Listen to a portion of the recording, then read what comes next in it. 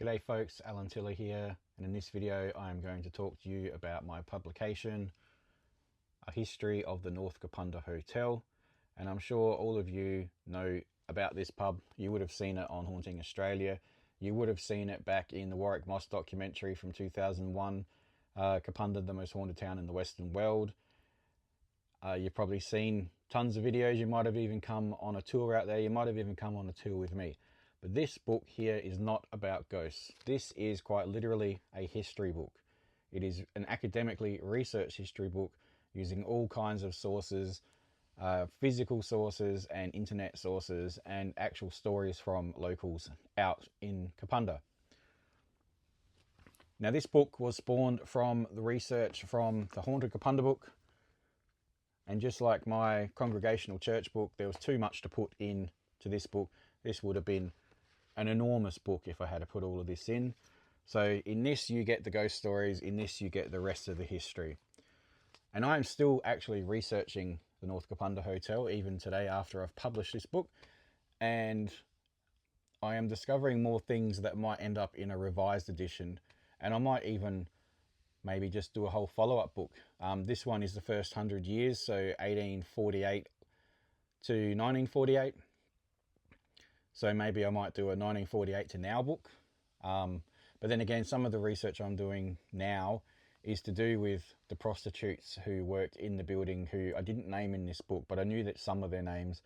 And I'm finding out quite a lot of details about them. So that might be a whole nother book. Maybe it might be a book not just about the North Kapunda Hotel, but about crimes and things in Kapunda.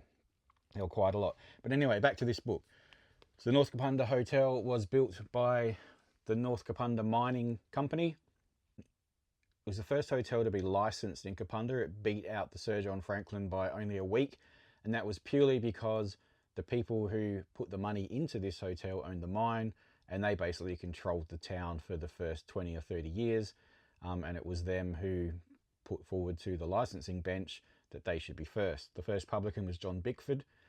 He ended up basically going broke, and then on it went. Probably the most important publican for this hotel was James Crace. And James Crace, he was a local butcher. He was involved in mines as well. He bought the hotel when it was a single-story building, and he left for a while for the Victoria Gold Rush, and his wife Mary Crace ran the hotel while he was away. He obviously made a fair bit of money because he came back, and in the 1860s he decided he was going to rebuild his hotel, and he had this grand plan. And then it was announced that Queen Victoria's son was going to visit Kapunda, so he made his grand plan even grander, and that is why we got the hotel that we have today. Now, you all know about the hallway to hell. Originally that was known as the Bachelor's Hall. That is the original part of the hotel, that and the front bar section. All the rest of it wasn't there. The hallway was the original accommodation section, and that is why it is lower than the hotel that we see today.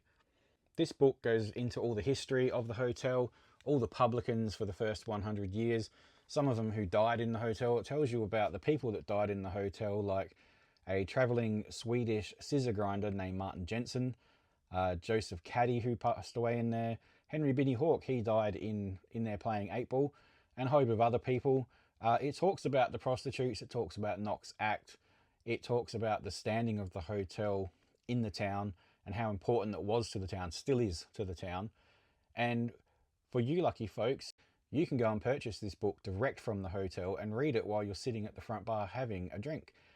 The new owners, Desi and Darren, they are stocking this. They're actually stocking all 3 of my Kapunda books, and they are quite happy for you to have a chat. They might even show you around if you're really lucky. They're pretty friendly people, and I'm sure they'd be happy for you to come out and have a chat, buy the book. The ones out there are signed. This book is also available across the road at the Information Centre, and it's also available on Amazon, and I'll drop that in the link below. Until next time, folks, happy reading.